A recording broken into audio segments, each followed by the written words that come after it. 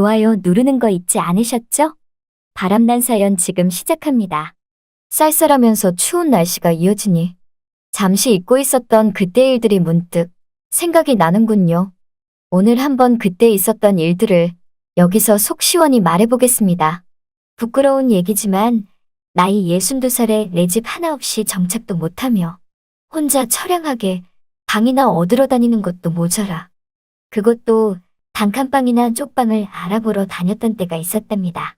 하지만 뭐 죽지 못해 살아야 했고 그때는 정말 그럴 수밖에 없었네요. 가진 돈이 많지가 않았거든요. 그런 와중에 생각지도 못한 아줌마랑 한 집에서 살게 되다니. 지금 생각해보면 참 아찔했던 기억 같네요. 때는 아마 지금으로부터 10년 전쯤인 것 같습니다. 당시 부동산 사기를 당해서 빈털터리가 되다시피 한 저는 당장 지낼 곳이 필요했습니다. 한때 결혼 생활도 했던 저였지만 어느 순간부터 나이 50을 넘기고 살다 보니 어느새 난 혼자였고 그렇게 살아가는 내 모습에 적응을 해나가는 것 같았습니다. 아무튼 그런 제가 당시 부동산 사기를 당해서 경기도 외곽 쪽에 집을 알아보고 있었는데 정말이지 보증금 100 가지고는 월세방 하나 구하기도 턱 없더라고요. 당분간 지낼 수 있는 원룸이나 구하면 좋겠지만 지금 당장 가진 돈이 100만 원밖에 없어서 그 돈 가지고 집을 알아보기가 여간 쉽지 않았답니다. 점점 추운 겨울이 다가오고 이러다가 노숙자 신세가 될까 두려워 어떡할까 고민을 하던 도중 경기도 외곽 쪽에 집을 알아보러 갔던 그날 허탕치듯 어느 부동산 앞을 지나가고 있었는데 부동산 앞에 보면 A4 용지 크기의 종이로 매물들을 적어 놓잖아요. 그 많은 매물들 중에서 찰나의 순간이었지만 그 부동산 매물에 단돈 100만 원 전세라는 글이 써 있더라고요. 아니 월세도 아니고 전세가 100만 원이라니. 정말 말도 안 된다고 생각했습니다. 그리고 얼마 전까지 저는 부동산 사기까지 당한 터라. 아무리 돈 100만 원이지만 현재로선 이게 지금 제게 전 재산과도 같기에 두 번 다시 부동산 사기는 안 당하리라 다짐했던 저였죠. 뭔지 모르게 그 매물 문구가 사기 같았고 그냥 지나가려고 하는데 사람 마음이라는 게 어디 그렇게 되나요? 물어보기라도 하고 싶다는 생각이 들더군요. 대체 어떤 집이길래 돈 100만 원의 전세를 다 주나 싶었죠. 뭐 이 근방에 사람도 별로 없어서 그런가 보다 생각했지만 경기도 외곽 쪽이지만서도 그래도 돈 100만 원짜리 전세는 대한민국 땅 어디에도 없다 생각했습니다. 아무튼 믿져야 본전이다 생각으로 무작정 부동산 안으로 들어갔는데 제 나이와 비슷한 연배의 아주머니 한 명이 컴퓨터를 앞에 두고 책상에 앉아 있더라고요. 그러면서 저보고 어서 오시라며 인사를 하더니 아까 전화 주신 방 보러 온다는 손님이냐고 하길래 저는 그게 아니라고 말하니 그럼 찾으시는 매물이 있냐고 물어보지 않겠어요? 그 말에 당장 저 앞에 써 있는 돈 100만 원짜리 전세 때문에 들어왔다고 말하기가 왜 이렇게 쑥스럽던지. 솔직히 부동산 사람이 내 나이 또래 아저씨면야 뭐 창피할 게 있나요? 그냥 당장 말했죠. 하지만 나도 남자고 나이 먹어도 남잔데 정말 이 나이에 가오 안 살게 돈 100만 원짜리 전세 때문에 왔다고 말하기가 여간 창피하지 뭐예요. 그래서 그 말이 안 나와서 아니라며 나중에 다시 온다고 말하며 뒤돌아서는데 갑자기 그 아주머니가 저를 불러 세우더니 100만 원짜리 전세 보러 오셨구나. 그러는 거예요. 그 말을 그냥 아니라고 하기도 뭐해서 그렇다고 말하니 나보고 차문도 좋다면서 그 매물 아까 전에 걸어놓은 건데 보다시피 엄청 싸게 나와서 누구든 먼저 오시는 손님이 가져가는 거나 마찬가지라고 하지 뭐해요.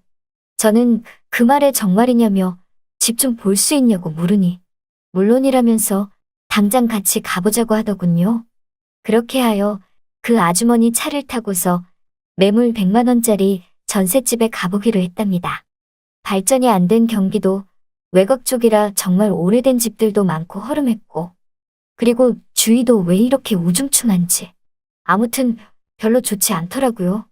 뭐 그래도 추운 겨울에 얼어 죽지만 않으면 된다는 생각에 눈 딱 감고 집을 보러 갔죠. 드디어 차를 세우고 그 집 앞에 다다르니 단층짜리 오래된 구옥집이 있더라고요. 그러면서 저보고 이 집이라면서 들어가 보자고 해서 솔직히 첫인상은 그렇게 좋지 않았답니다. 당장 재개발을 해야 할 것 같은 동네에 있는 집처럼 보였으니까요. 아무튼 그렇게 해서 그 아주머니를 따라 그 집으로 들어갔는데 그 아주머니가 대뜸 형님 안에 있어? 나야 부동산 동생. 이러는 거 아니겠습니까? 그렇게 몇 마디 부르니까 그 집에서 사람 한 명이 나왔는데 부동산 아주머니 또래의 웬 아줌마였죠.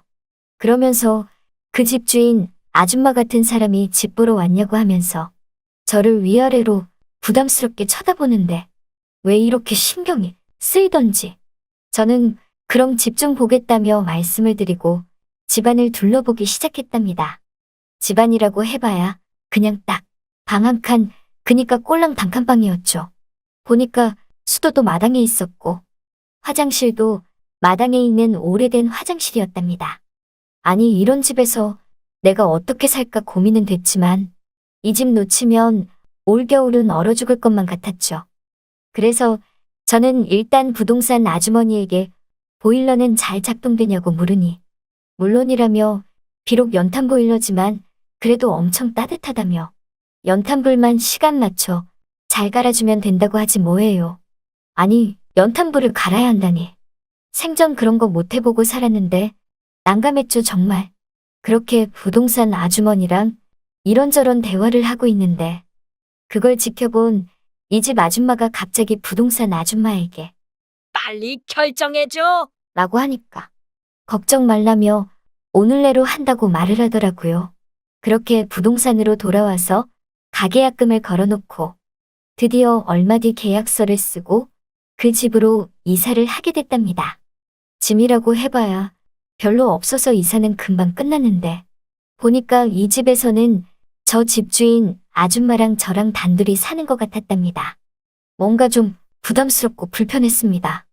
그때 집주인 아주머니가 제게 말을 걸더라고요. 나이는 계약서에서 봐서 알고 어쩌다가 혼자 됐냐며 다짜고짜 물어보지 않겠어요? 그것도 모자라 왜 여기까지 왔냐고 물어보는 둥. 정말 저에 대해서 궁금한 게 한두 개가 아닌 듯 싶었답니다. 그러면서 이 집에 사는 동안 지켜야 할 것들이 있다며 몇 가지 말을 해주는데 우선 물을 아껴 써야 된다고 했고 화장실에서 볼일을 하루에 2번까지만 가능하다고 하더군요. 그래서 너무 어이가 없어서 아니 화장실을 하루에 2번만 보면 어쩌자는 거냐고 물으니 그럼 돈 100만 원 보증금에 전세 살면서 다 누리고 살 거였냐고 말하지 않겠어요? 그 말을 들으니 뭐라 딱히 할 말이 없었답니다. 그리고는 마지막 한 가지가 있는데 자신이 부르면 언제든지 칼같이 건너와야 된다는 소리였죠. 여러분이 지금 듣고 계신 채널은 바람난 사연 채널입니다. 저는 당최 이 말이 무슨 말인지 몰라. 그건 또 무슨 소리냐고 물으니 계약서에서 보니까 자기보다 2살이나 어리던데 그럼 2살 더 먹은 늙은 자기가 힘들게 매번 건너가서 이것저것 말해야겠냐며 서로 전화는 할 수 없으니 부르면 제깍제깍 알아서 건너오라는 소리였죠. 말만 들어도 숨통이 턱하고 막히는 느낌이었습니다. 정말 답답했죠. 이게 바로 돈 없는 사람의 서름인가 싶었답니다. 그렇게 이사를 끝내고 고단함에 누워 자고 있는데 얼마 눕지도 않은 것 같은데 누군가 저를 부르는 소리가 들리더라고요. 보니까 집주인 아주머니였죠.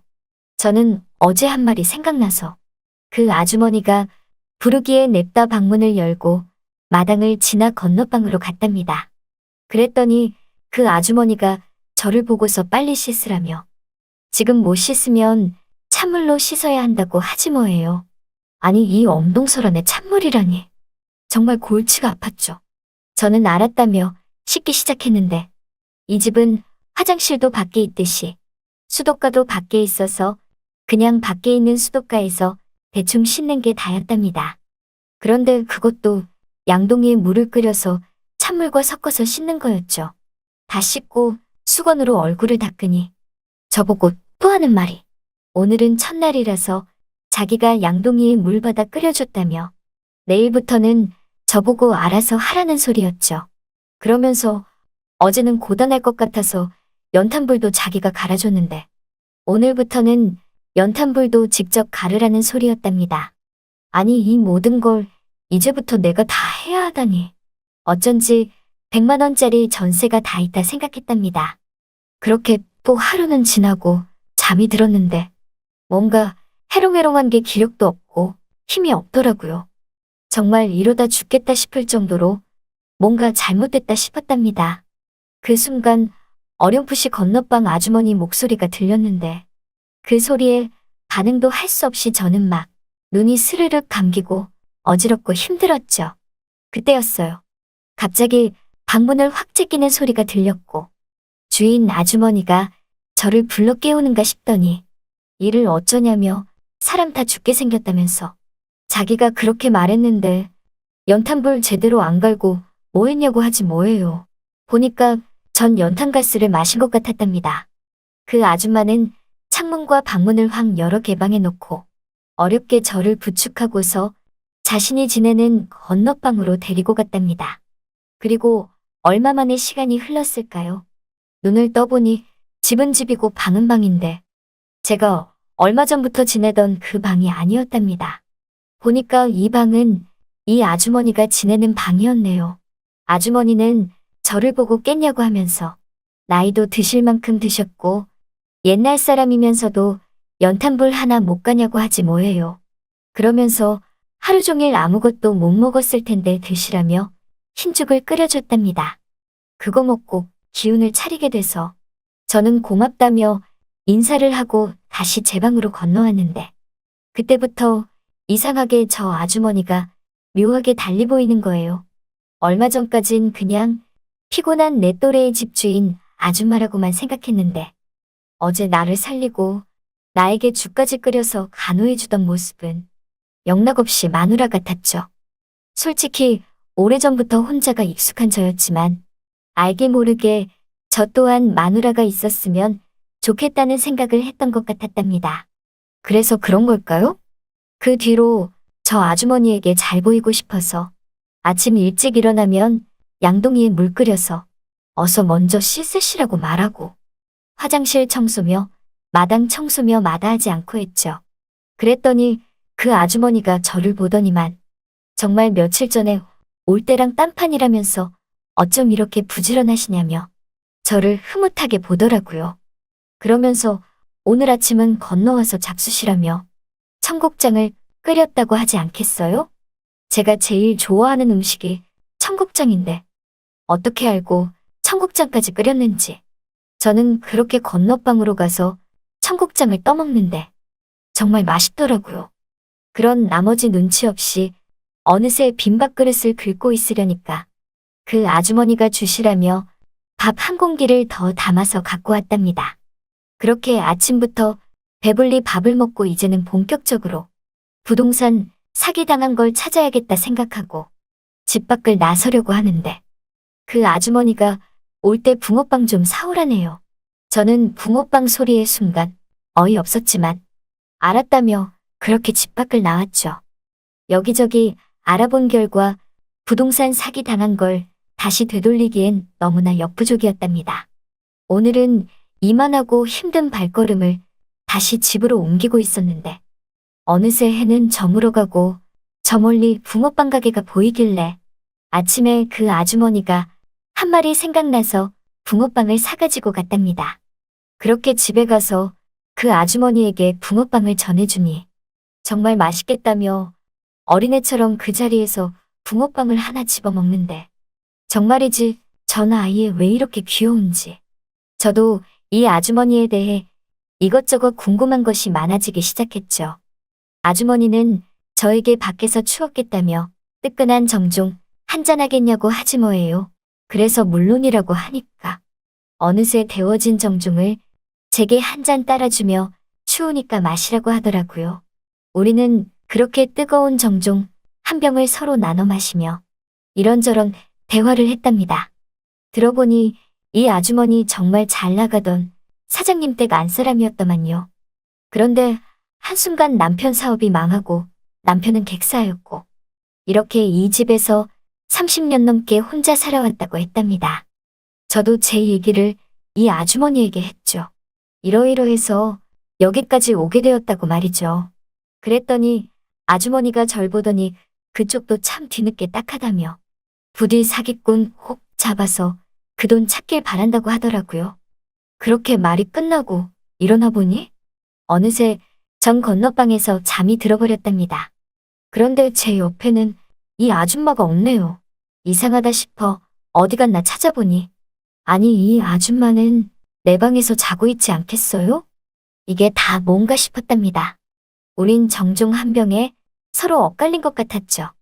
그렇게 그 아주머니를 깨웠고 다시 또 하루를 시작했는데 어제와는 다르게 조금씩 우리는 서로 친해졌답니다. 그리고 아침은 꼬박꼬박 건너방에 건너가서 그 아주머니가 차려준 밥을 먹었네요. 솔직히 가진 것만 많으면 이 아주머니에게 대쉬하며 함께 살아보자고 하겠지만서도 보다시피 현재 그 집 꼴이라 이 아줌마에게 뭐라고 말하기도 어렵고 그냥 흘러가는 대로 살고 있었습니다. 그러던 어느 날 볼일을 보고 집으로 돌아왔는데 이 아주머니가 난데없이 울고 있지 않겠어요?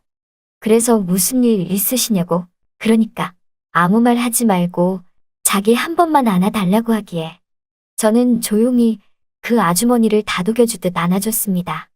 그랬더니 이 아주머니가 더 서럽다는 듯 펑펑 울기 시작하더라고요. 그래서 대체 무슨 일인데 그러시냐고 물으니 맨정신으론 안 되겠다며 소주 한 잔 마셔야겠다고 해서 저는 가게집으로 가서 소주 2병을 사왔고 그렇게 아주머니랑 마시게 되었습니다. 집주인 아주머니는 소주 한 잔을 벌컥 들이마시더니 아들이 해외에서 죽었다며 하나밖에 없는 아들인데 남편 객사하고 아들까지 죽으니 정말 인생이 허망하고 원통하다고 하지 뭐예요. 그래서 아들이 갑자기 왜 죽냐고 물으니 중동 지역에 있는 아파트 건설 현장 꼭대기에서 작업하다가 추락했다고 했답니다. 그 말을 들으니 이 아주머니가 참 안쓰러웠습니다. 그리고 다시 따스히 안아주었죠. 그러다가 우리는 잠이 들었고 아침이 되어보니 함께였습니다. 그리고 얼마 뒤 아들 시신이 고국으로 도착했을 때 제가 장례를 함께 치러주었죠. 그 뒤로 점점 더 가까워진 나머지 우리는 마치 부부처럼 같이 살다가 저는 일 때문에 어느 순간 이 집에서 방을 빼게 되었고 그렇게 자연스럽게 그 아주머니와 멀어지게 되었답니다. 처음에는 부담스럽고 어려웠던 아주머니였는데 지금 돌이켜 생각해보면 누구보다 안타까운 사연이 많은 그런 여자였네요. 이렇게 추운 겨울이 되니까 그때 그 일이 생각나면서 그 아주머니가 아직도 그 집에 살고 있을지 궁금하기까지 하답니다. 한 번쯤 찾아가서 재회라도 하고 싶지만 왠지 모르게 발걸음이 잘 안 떨어지네요. 아무튼 어떻게 변했는지 살짝 보고 싶기도 하답니다.